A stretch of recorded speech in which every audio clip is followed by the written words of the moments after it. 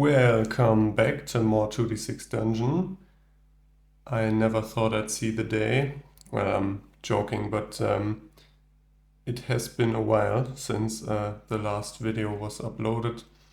Short version of the story is I got sick and couldn't record for about a week or 1.5 weeks.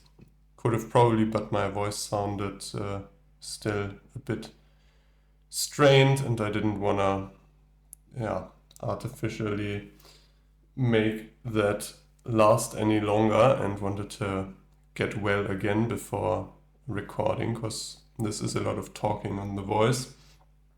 And then I kind of had some stuff to do, some real life stuff, you could say, and was quite busy. A few things that had piled up while I was sick, and all that is taken care of now.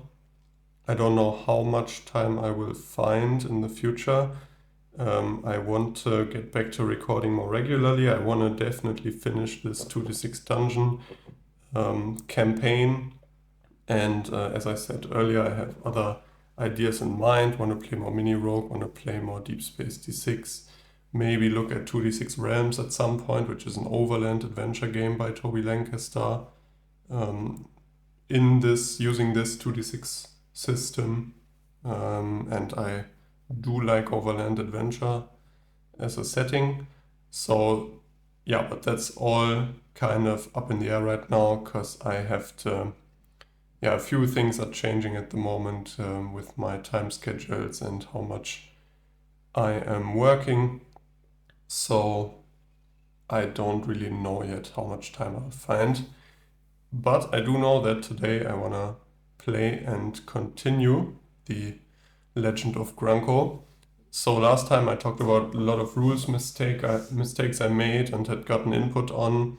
I asked for ideas how to remedy the whole treasure situation, where we had basically gained double the amount of money when selling treasure than we should have. I didn't get any feedback on that any more than on the previous comments, so I decided to just stick with what I suggested in that video. I think I talked about that, to delete the cash I had on me at the time, only keep the bit we found in the dungeon last episode as cash, and I hope that sort of makes up for how much we've been getting extra. Obviously still we're ahead of the curve, because this was kind of like a loan we took out, and I haven't even counted how much money we got extra. This is an easy way of taking at least some penalties. This was about 200 gold, I think, or 200 and something, and like 50 silver or something like that, and all of our copper. So now we're at 38 gold and 34 silver, looking a lot poorer. Also, while doing that, the character sheet ripped in the coins section as well, which is why I'll be tracking them off screen on this little flashcard from now on. But I don't think it's too important to see our bank account, you could say, at all times. So I think this will be fine. Okay, we left off on level 7. We will have to fight the boss before going down. We also haven't left and gone to town yet on this level, but we are looking fine health-wise at 49, and we had just leveled up to level 8 at the end of last episode, which is why we have our fancy new maneuvers, a new little helper card here, and so on. So now I'm ready to give those a spin, and a swooping spin even, and see if we can get any further. And then, I don't know, maybe we won't even leave during this level, although it'd be kind of silly to not take the full heal, the free full heal. So, actually maybe let's continue from room 18, which were the scrap mounts, to here, look for an exit down here, So we do this room, look for an exit, maybe return to town, heal up. We won't have much to sell or buy because we're kind of poor right now. But after that, we can look for the final room. Sounds good. Okay, let's roll a 3x3, which we have to re-roll immediately. And so that'll be an 8x6. But I'm afraid that does not fit here, so it'll only be a 4x6. Roll for doors first of all, no doors. Now it will have one door connecting to it, because that just fits perfectly with the existing layout. But that means our room will look like that. And that's room number 19. And that's now a 4x6, which is a normal sized room. So we rolled a large room dimensions wise, but it didn't fit. And not just because I'm making funny room shapes, but actually because there was no space, so I'll treat it as a normal room, like the rules say. 3 and a 6, those are scrap mounts, which is what we just exited, and that's unique part of a sequence, so we have to roll that. 5 and a 4, a Meduva construct. Have we already seen that? I don't think so. So some sort of altar maybe. Let's read here. Piled high is a mound of bones. It is lashed with leather cord. Skulls top the creation. And this is a sacred place. If you can apply 2 offerings correctly, gain 1 Meduva favor point and roll on L7BT. And it's got random exits, but we did not roll any exits. 2 offerings to Meduva. Now Meduva likes bones and meat and blood, I believe.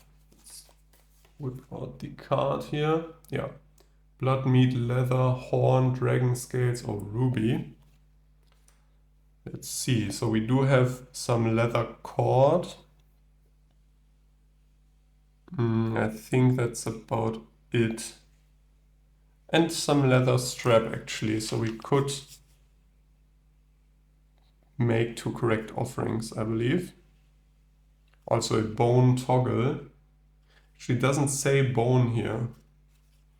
Oh, I mixed up the card. This isn't Meduva, this is Muratine. I mixed those up because they both like leather. Yeah, so Meduva likes bone, ash, leather, teeth, fangs, wishbones, and emeralds. Okay. So still, I think we can use the bone toggle, which I believe the tools were, that was used to tie up those tools we found earlier. And yeah, maybe just the leather cord, why not? So those will be 2 offerings. And now the room text says if we can apply 2 offerings correctly, we gain 1 Meduva favor point and then roll on that table. But that's completely fine for us because 1 point is all we are missing. And now we roll on L7BT. Is that one we rolled on before? I remember some sort of similar room, but of a different god. Yeah, probably the Radakina nest, maybe? I'm not sure, because we did get the blessing ones. Is this that table? Yeah, L7BT, blessed by the gods. So those entries are 2d6, and then we have 11 entries, okay. 9. You stumble backwards as an invisible force grabs your forehead and forces a thought into your brain. Next time you loot a chest, +3 to the roll. That's the one we already got last time. Do those stack? I assume. Yeah, next time. So I guess I'll just cross that out and say +6 to the roll. Just have to find a chest. We haven't found one yet. or a chest that we actually roll on. I think we found the ones with the predetermined items or contents, but not one where we actually roll on a chest table. Yeah, I'll take that. I so hope we find a chest and just roll amazing, get a 12, get some great item. That would suck if we rolled a dud then, roll like a 1 and a 2 or something like that, and then it's just pretty average despite the double blessing. Well, okay, so that was that. Do we now look for an exit? I think so, because otherwise it's a bit of a waste to not at least heal up in town. So these 4 spaces I roll from left to right. Remember, if we roll a 6, we find an exit. So no, nope. Yep, okay. Get a bit lucky there. So this will be an exit shaft, and let's immediately use that as well. And go to town, which I'll have to pull up those rules and I'll see you in town. Alright, here we are in town. I've already healed up to 80. Let's first of all go to the market and sell the little bit of loot we have. So we've got 2 medium quality garnets, which are worth 16 gold coins each. So that's 32. And then we've got those gold nuggets for 10, which now I guess we'll treat as a treasure item and only get half the value. So that's 5. 32 plus 5 is 37. So the only thing left to do now is to roll on the market bartering table. Alright, just had to look up how you calculate your bartering again. So it says we roll 2d6, we add our level, which is 8, and we deduct our precision, which is 4. So that comes out to a +4 on the roll. And we rolled a 7, so that'll be an 11, which is you did well and stood strong on a couple of deals. You add 10% of the sell price of the loot rounded up. So instead of 37 gold, I guess we'll be gaining 40 gold and 7 silver. Yeah, that's right. Yeah.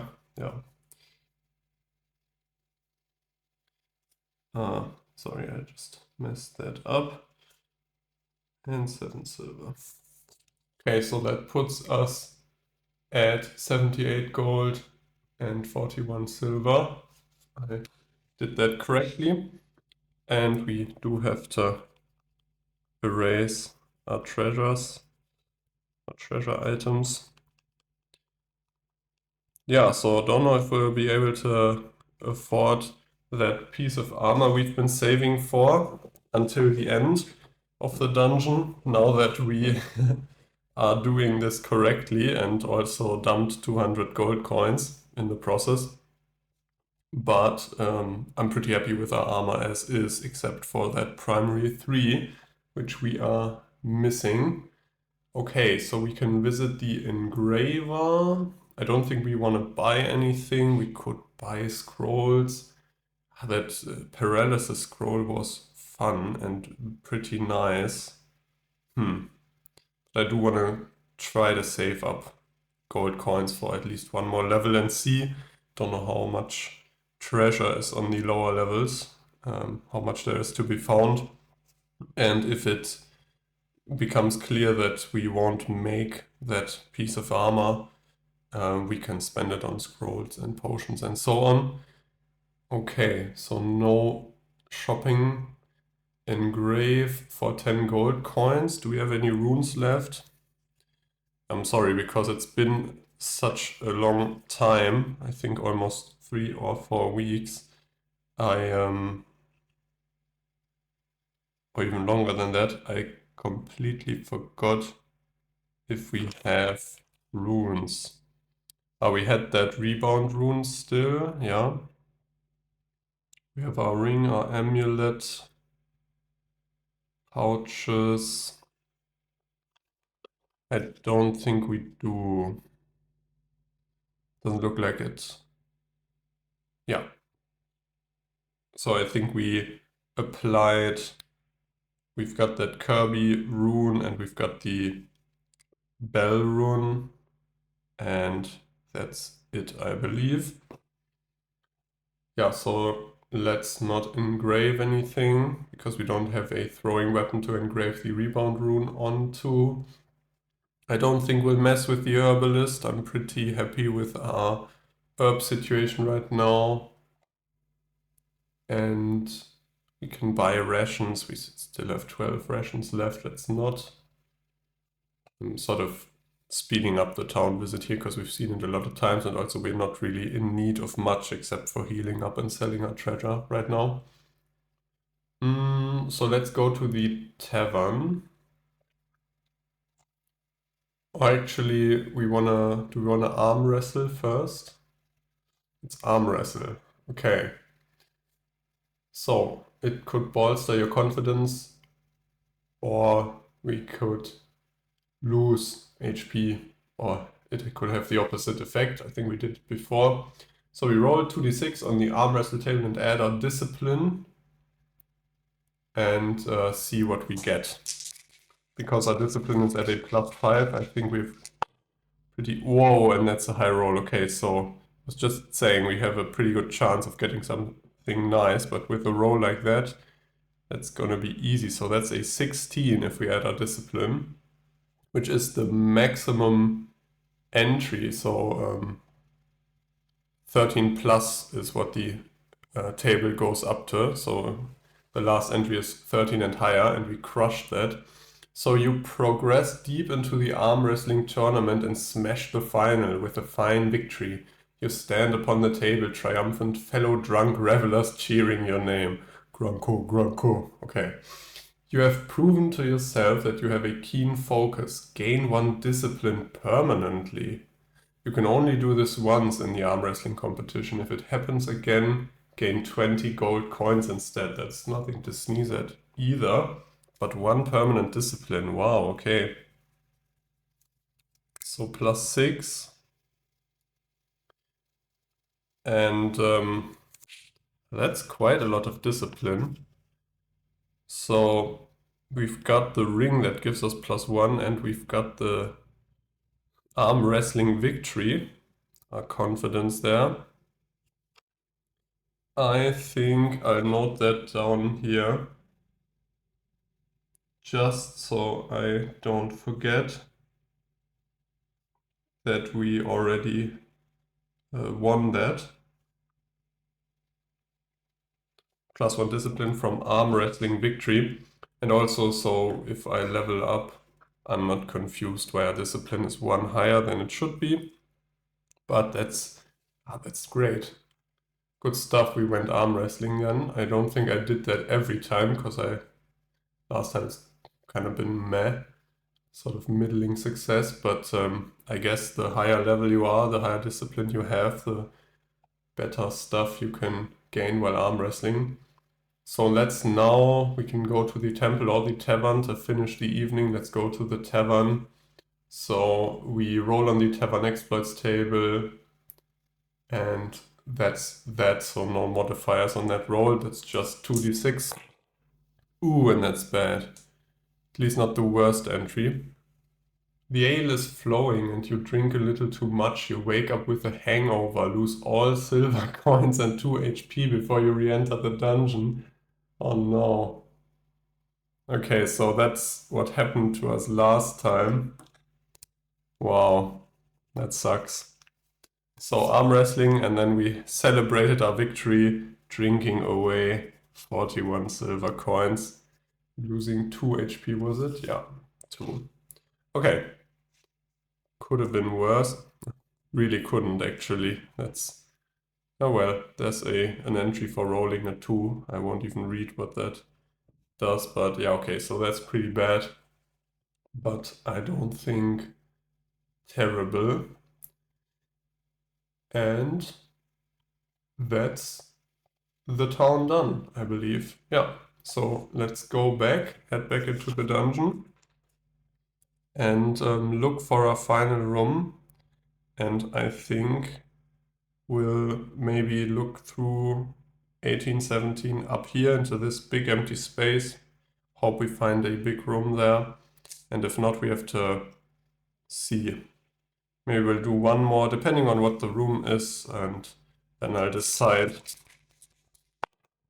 So a 3x4 with a door, and that will go in here like that. Let's have the door going to the left.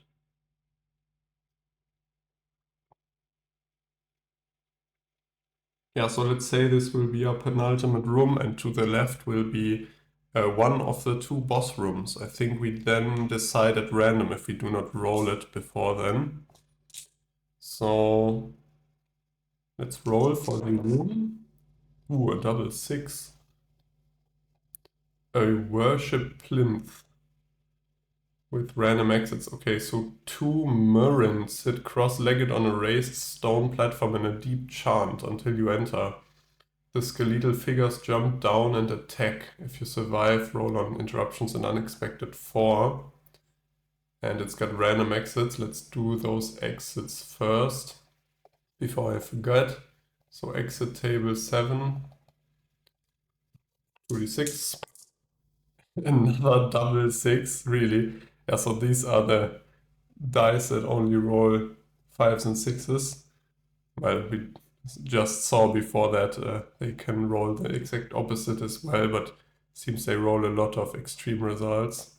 So wooden doors all locked is what that means. So I'll put in the wooden door, and this will be locked.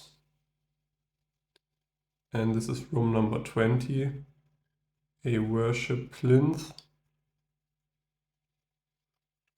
And that door is locked. Okay, so what were those enemies? So Murint. Okay, there we are. I don't think we've seen those before. So a Murint, this creepy looking fella. It's got an interrupt, leathery skin on primary 3s, 4s, 5s, and 6s. That's a lot. Okay, so that means only a violent cleave will not be debuffed. And that reduces the damage by 3. So our swooping spin will only do d6 plus 2, and the ferocious strike 2d6 plus 6. That's our level 3 maneuver, a brand new one. So that will still be the strongest attack. Still stronger than the cleave. If we can hit it, that is. The flaying claws, a double 2, so that will be... Oh, we have a choice of armor pieces there, either a jacket or a gauntlets. Will block 3 damage from that. So d6 plus 2, but that's still nasty damage, especially because we're fighting 2 of them. And a 5 and a 6 for the savage bite, which will be blocked by our jacket as well. And I won't read the mishap and the prime attack rolls, because it's more fun to get surprised by those. Let's put him here, or where do we put this? I've forgotten all about this setup here. Okay. Let's do it like that, so it's not so shiny, but we'll have to look at our armor then. Okay, I've had a quick rearrange again and put in the HP here. It's getting kind of tight here with all of our info everywhere. And I've also gotten the round die here, the round counter. So combat round 1, I think we'll just attack. We don't really have a potion that'll help us, and we have no scrolls. And yeah, let's just attack the Murant. I didn't point it out earlier, they each have 28 HP, so that's at least fine. Not a super tanky enemy, but 2 of them, so could still be a bit dicey here. Let's attack the first one. Oh, and we miss. Yeah, okay, great stuff. So instant fumble there. Let's get attacked ourselves by the first one. 3 and a 1. Oh, and they got 2 shift, I didn't mention. So that will be a double 2, which is the flaying claws, d6 plus 5, minus our armor. The gauntlets reduce that by 3, so d6 plus 2 damage. And that's 6 damage right off the bat. Okay. not a great start, and we get attacked a second time. Double 3, which also is within range of the double 2 with their 2 shift. Another d6 plus 2, and that's 7 damage. Wow, okay. These guys hurt. Especially if you miss your first attack. Combat round 2. Let's roll. 2 and a 4. Can we somehow get that to the Ferocious Strike? No, because we have 3 shift and the Ferocious Strike needs a 6 and a 4. Huh. So 2 and a 4. That's within reach of either a Violent Cleave or a Swooping Spin. So we'll do the Swooping Spin, I believe. No, the Violent Cleave, because that is not affected by the interrupt. Right. Okay. So that'll be d6 plus 5 damage against the first guy. At least that's a 6, so 11 damage. Like that. Got 17 left. And we get attacked ourselves again. Another double 3, which will be another Flaying Claws, so d6 plus 2 again. Another 7. Wow. I am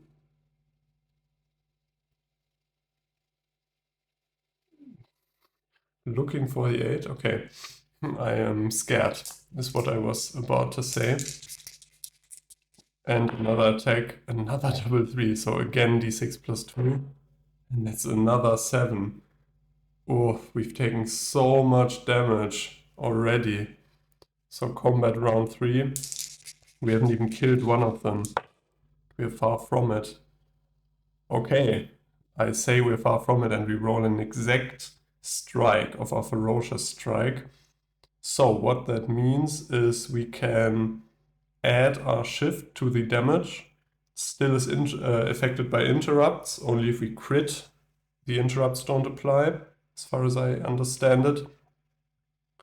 But that means this will be 2d6 plus 9 minus the 3 damage, so 2d6 plus 6, but plus the 3 shift. So we are back at 2d6 plus 9.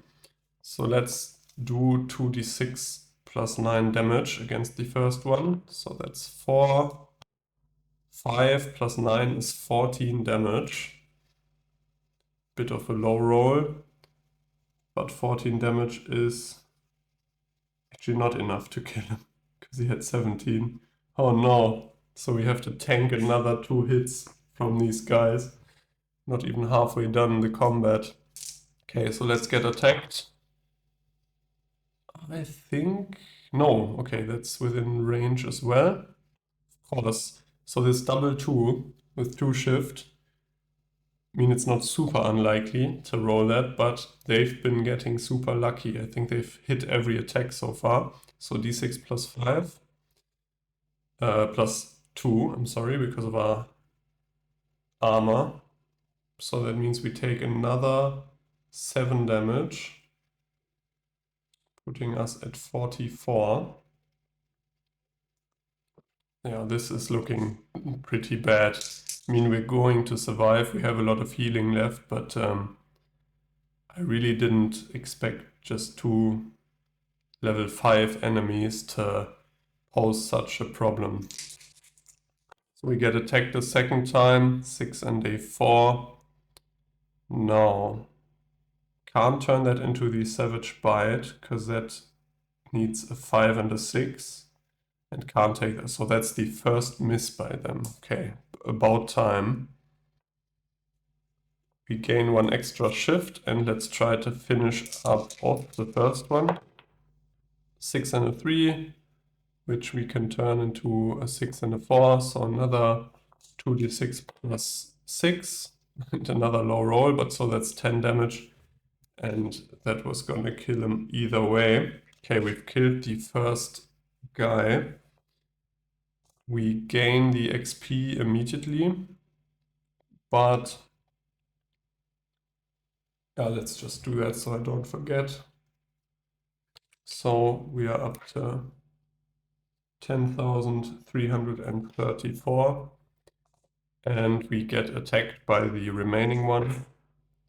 4 and a 3, and he's got 3 shift now as well, which means he can get with 2 and 1, so 3 shift, down to the claws again, so d6 plus 2.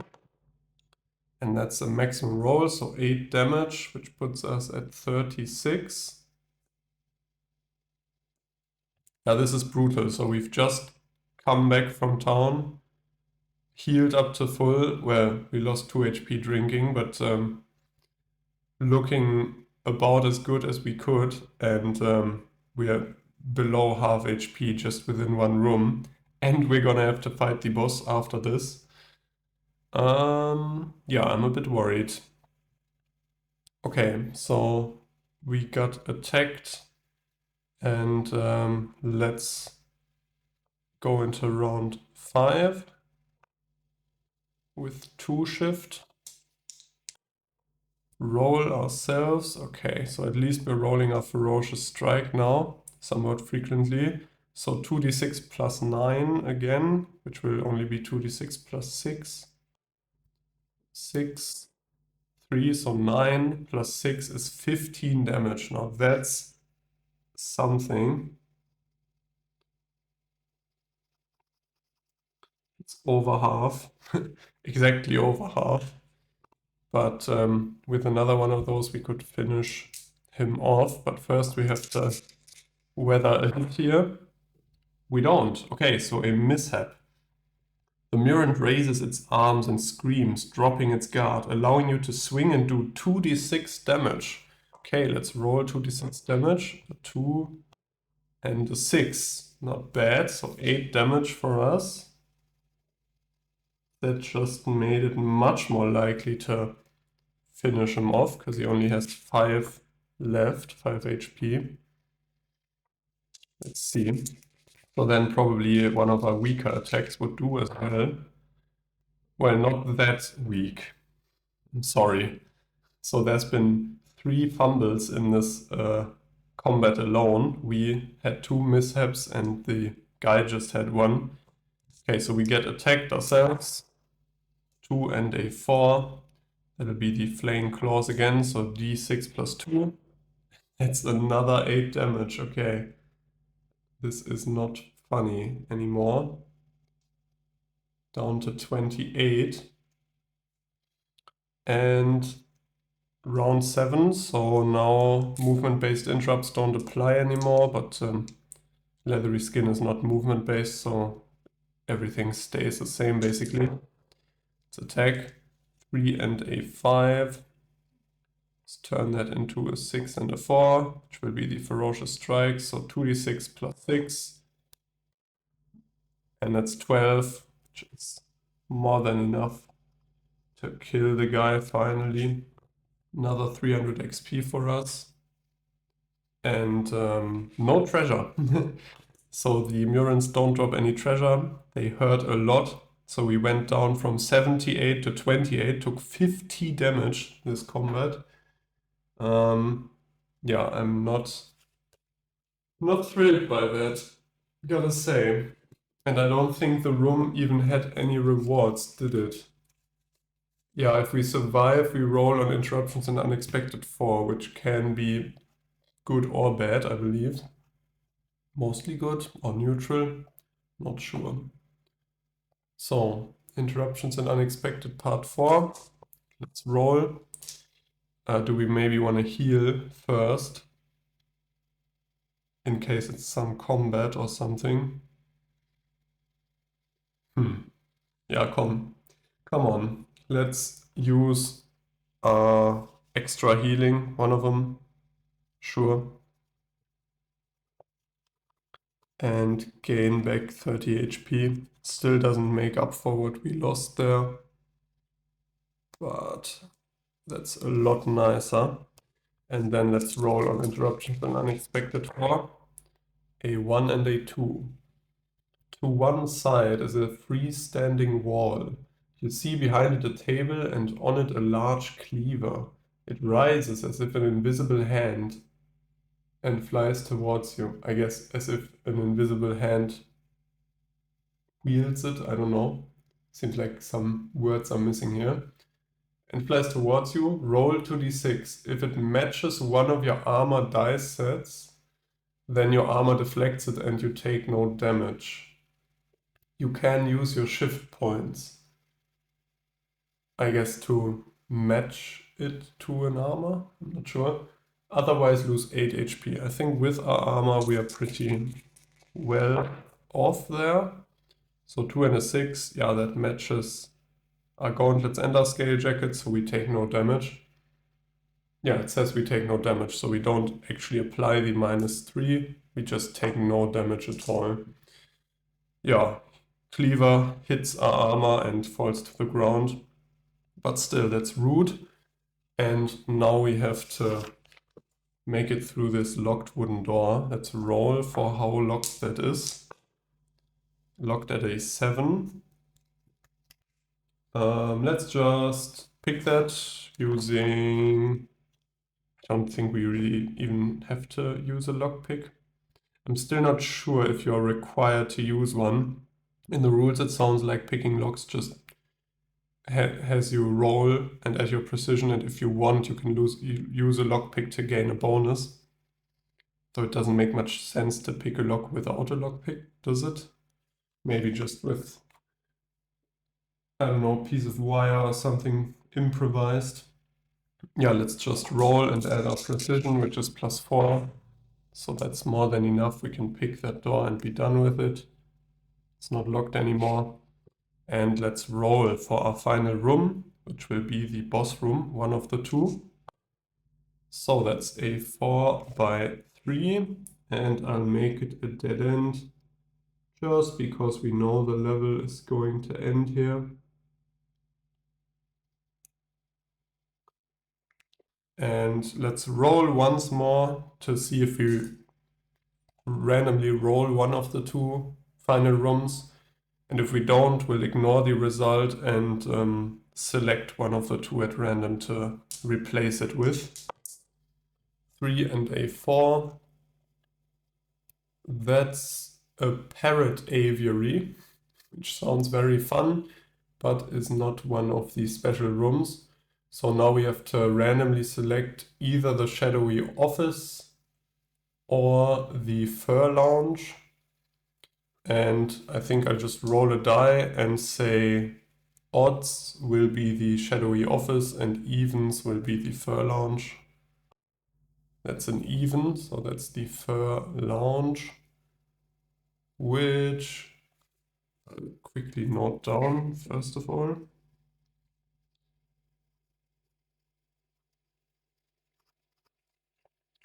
And let's read. This space is full of animal hides. Reclining on this mound of furs is the keeper. They rise slowly. You must fight this imposing enemy, and if you survive, you find 2 chests and roll on chest table 3 and chest table 4. Okay, the keeper. See if we survive. That's our boss for the floor. I'm guessing that's a level 7 enemy, because we're on level 7. Yup. There's the keeper. Have a look at him. Okay, 65 HP, that's a lot. Drops a lot of XP as well, drops some potions, 3 shift. Oh, but okay, so this damage... Oof. That's even worse. Those are the same moves, I think that's the same movesets as the Munits had. And about double the damage. So this doesn't bode well. Okay, so he's got the hulking body on primary 2s, 3s, 4s, and 5s, which actually means it doesn't hit our ferocious strike. And the raised forearm on secondary 3s, 4s, and 5s, but that does hit our ferocious strike. Okay.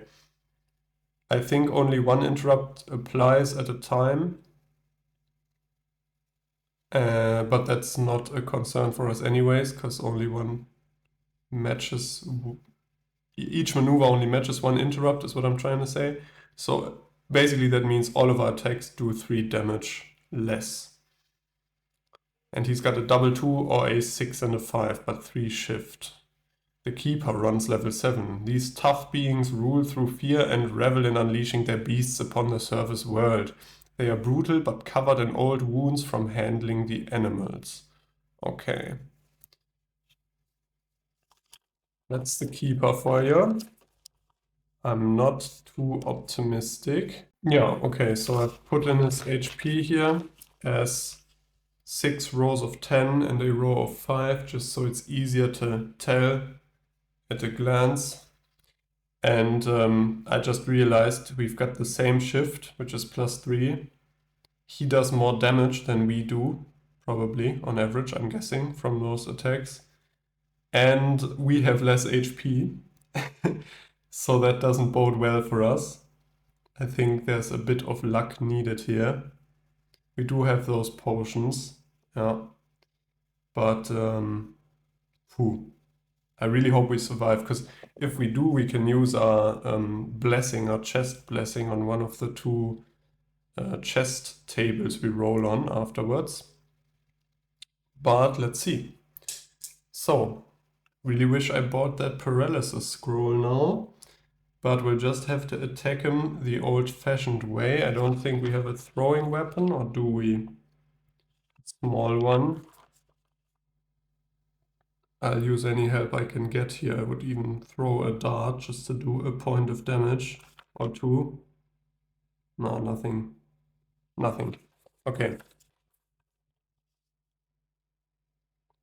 Oh, I just realized I could have used some of my herbal remedies to heal up. I keep forgetting those. Yeah, but it's too late now.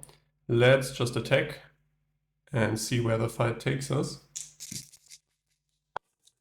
Ooh, and that is a 4 that just flung out there. 4 and a 3. With a 3 shift, that can be turned into a ferocious strike, which we will do. Start off strong. So 2d6 plus 6 because of his interrupt. 4, 2, which is 6 plus 6, so 12 damage. Okay. We can keep up that pace. This might be possible. Let's get attacked ourselves. So a 2 and a 5.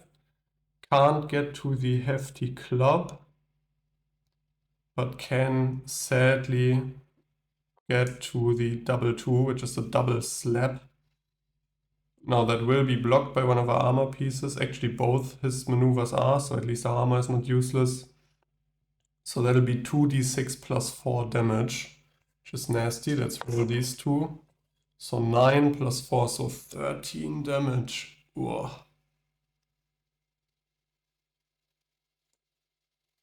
Yeah, we gotta roll some crits, I think, otherwise we're not making it out of this fight. 4 and a 2. It's just off the ferocious strike, and the other ones are both debuffed. That sucks. Okay, so let's do the swooping spin. Why not? They do the same damage after all. So d6 plus 2 only. At least that's a 5, so 7 damage. But that's much worse than what we did last time. Try to not cover up his HP here. Let's get attacked. 4 and a 1. Ooh, that might be good for us. So he can't get to the hefty club because he needs a secondary 5. And... oh no, okay. I thought he couldn't get to the double slap, but with 2 and 1, he can exactly get to the double 2, doing another 2d6 plus 4 damage to us. Oh, so that's 16 damage. Wow, okay. So that will take us down to 9 here. 29. That's not great. Yeah, that sucks. I would like one of those damage rolls for myself, or even an attack roll like that. No such luck. So a 3 and a 2. Ah, but that's an exact strike of the swooping spin. So d6 plus 2 because of the interrupt, plus our 3 shift. So d6 plus 5 again. That's 8. Like that. I think we're too slow killing him here. I think we're doing too little damage. I don't think we'll weather the storm even with our potions. Because each potion we use, we have to waste a turn.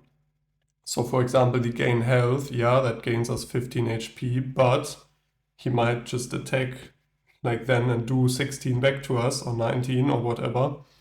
So, don't even know if that is going to do that much for us. The extra healing will, but yeah. Let's get attacked ourselves. 5 and a 6. So he can't get down to the double slap, so that'll at least only be the hefty club. Just 2d6 plus 4 minus 3 because of our armor, so 2d6 plus 1. 8 plus 1 is 9 damage exactly, down to 20. And we are up to the bonus shift here. Let's hope for a big roll. Come on, let's crit. We don't. 4 and a 2, but I think with the extra shift we can now get to the ferocious strike again. Yeah, exactly 4 shift. So 2d6 plus 6. 7 plus 6 is 13. So I think now we'll be hitting the ferocious strike a lot more often because of that extra shift. And we basically have to always do that now to survive. I think if we roll any misses or weak attacks, it's looking bad. So let's have him attack us. He has 4 shift now as well. 3 and a 1. That will just be a double slap, no problem. Which 2d6 plus 4 still. 14. Okay. So we're down to 6 HP. And we are panicking. Well, not really, but yeah, I think we're dying here. Let's use our extra healing, which puts us at 36, but does mean we have to weather another hit. Should have really used those herbal remedies before entering the room, then we'd have 10 HP more right now. Sucks that I forgot that. But so be it. Let's have him attack us because we used our potion. We don't get to attack. And that's an exact strike, but monsters don't do exact strikes. So 2d6 plus 4 again. At least it's a low roll, so only 8 damage. Puts us at 28, which still will probably only last us 2 hits or something like that. Round 6. Come on. Big crits. It's the only thing that gets us out of this, I think. Let's see. If we roll 2 6s, we do the ferocious strike, the armor doesn't apply, his interrupt, so do the 2d6 plus 9 plus our 6 shift will be 2d6 plus 15. That is possible, so it is possible to do this much damage in one roll, just have to get super lucky. And we didn't there. So 2 and a 3, that's not even a ferocious strike, I believe. Oh, it is. Oh, it is. Okay. So 1, we've got 6 shift, right? Yeah, so 1 on that and 4 on that. Yeah, okay. Yeah, so we'll almost only be hitting the ferocious strike now because we have 3 extra shift. We can count out 3 from each of these squares, looking at our little helper. So I think only these very top and bottom corner rolls will not be a ferocious strike. I'm talking a lot because I don't want to roll for damage, because I've got a feeling we're going to die. 2d6 plus 6 again. And that's a low roll. Okay, so that's only 10 damage.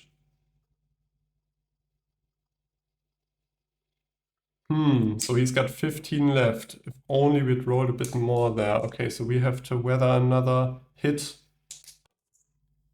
Oh, and that's a mishap. That's great. Okay, so he missed. Because he's at 6 shift now as well, so he can basically hit his maneuvers almost every time, I believe, or maybe even every time. That's huge. Okay. The keeper raises a mighty arm, but an old claw wound opens and splits, gushing blood. They lose 2d6 HP. Let's roll here. And that's an 11. Okay, so I can't believe. I think one of the gods is looking out for us here. He just raised his arm and lost 11 HP and didn't hit us. That might have just turned the tide. Wow, okay, I can't believe it. I'm sorry I'm blabbering here, because this is quite a surprise. So let's attack him. 5 and a 2. Turn that into a 6 and a 4, which will be a ferocious strike. So 2d6 plus 6. Yo, that's a 6. And that's a 3. So 9 plus 6 is 15 damage. So we would have even been able to kill him without the extra damage from the mishap there. Okay, great stuff. Ooh. I think he did less damage to us than the two Munids or Murins. I don't remember their exact name. But what a fight, what an enemy. Yeah, I think Maduva smiled down on us and, or Mover Tiny smiled down on us and made his arm burst there. Because that, okay, I gotta recollect myself, but that was almost cinematic with him missing in the last round there and just taking 11 damage. Okay, I'd be pissed if I was in his place, but we're not. So we gain 1850 XP. It's insane. Okay, so we are up to there, I believe. 12,484, is that correct? Yeah, that's right. I just double checked. I got confused then after writing down the XP. Okay, so almost 2000 XP. That's a nice jump in the right direction. Don't even remember how much we have to reach to level up to level 9. Probably 20,000? Not sure. Maybe 15? I'll look it up between videos. So we roll on pouch table 3, plus 2, and pouch table 4. Oh, and those, yeah, those are pouch tables. I think before the fight I said those were potion tables. PT, I think I did that mistake before, where I thought PT was a potion table, not a pouch table. So PT3 plus 2, that's 6, plus 2 is an 8. Tied in green twine is a lockpick, plus 2, and 3 of them, next to a collection of coins, 2d6 plus 5 gold coins. Let's write down the lockpick. Do we already have lockpicks plus 2? We've got plus 1, we've got plus 3, we've got plus 2. 3 of them. Okay, so up to 6 there. Swimming in lockpicks. And 2d6 plus 5 gold coins. And that's 15 gold coins, which I add to here. 93, is that correct? Yeah. So that's the pouch table 3 plus 2. And let's roll on pouch table 4, which is also 2d6. Low roll. There's a gold ring inside worth 4d6 plus 10 gold coins. Okay, low roll, but I guess pouch table 4 just has good stuff in general. So 4d6 plus 10.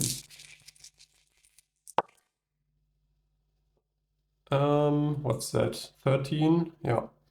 So 13 plus 10 is 23 gold coins.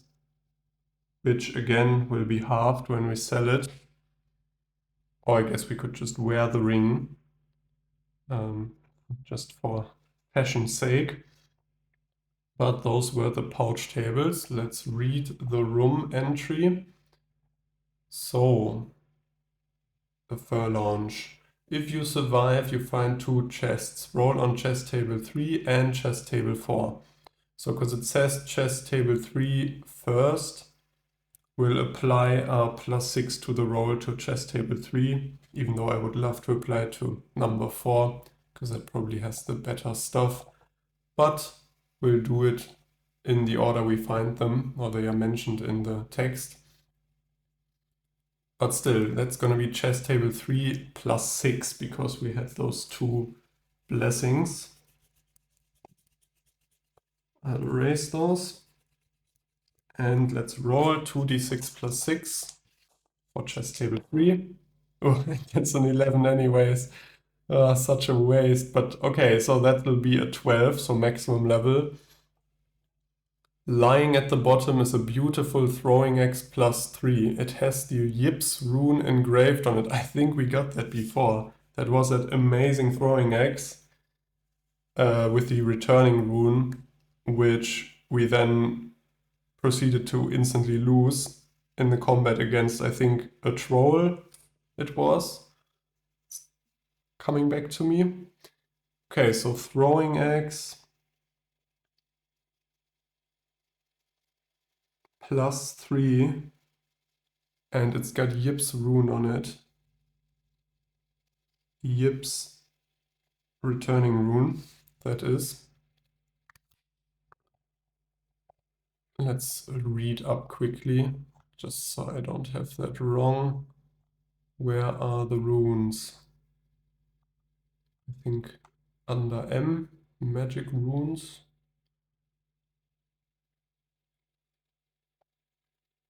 Not sure. No, under rune. Who would have thought? So Yips returning rune. When engraved on a throwing weapon, it returns to the adventurer's hand if it causes damage on that attack, and can be thrown again in the same combat, giving 1 extra attack. And you can only do this once per combat. Okay. And with the +3, that's going to be doing fine damage. Happy to have that. Or we could sell that for a lot of gold. I think things with runes engraved on them gain a lot of value. Have to think about that. And then we roll on chest table 4. No modifier on the roll here. Still quite fine roll. 9. There are some wooden cups and a series of pouches containing 96 gold coins. So that's just cash. 96 really. Okay. Let's roll 5d6. Oh, and it says there's also a rune stone. Roll on rune 1 after that. Great. Okay. So 96 gold coins. 5, what's that? 16. And another 4d6 to add on to that. Low rolls here. So 25, I guess.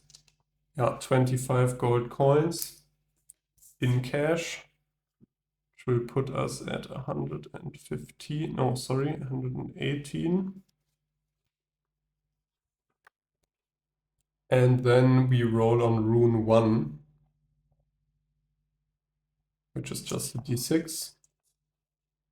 Roll 2. Sutherland's focus rune, applied to a melee weapon.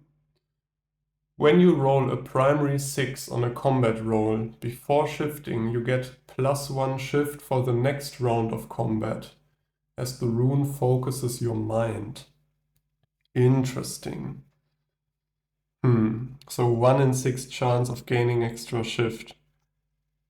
That seems fine. I don't think that's amazing, because it's only gonna trigger on every 6th attack, and early on in the combat that'll do good, but later shift is not that critical anymore, because we are already at +3, and later in the combat rounds, yeah, gain that bonus shift. But we'll definitely take it. I'll think about if we want to apply it or sell it. What's the better value? Definitely more fun to apply it. Let's go Sutherland's. I'll just say focus. Okay, focus rune. I think that's our loot for this room. And it's got random exits, but it does not have exits because it will hold our way down.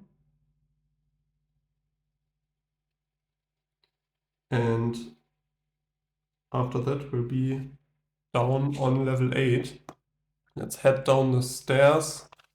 Rest on the stairs, I believe, to heal.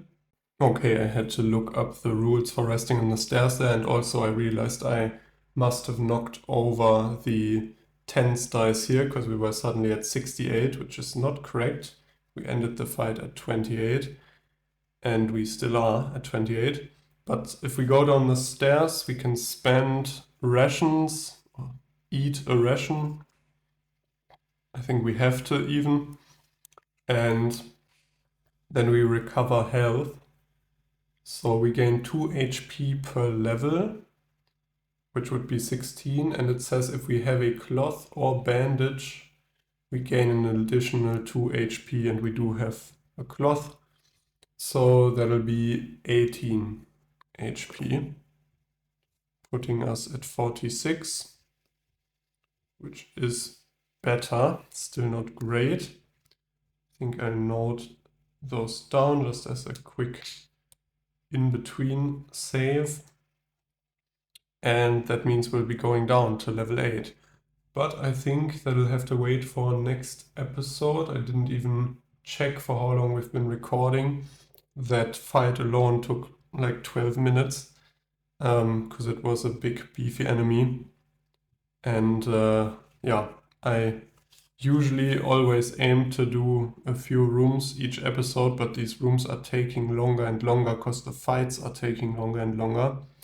So yeah, we'll have to see if we can continue at the same pace or not, because I don't want these videos to become so monstrous where they are like an hour long or something like that, even though it did happen now and again.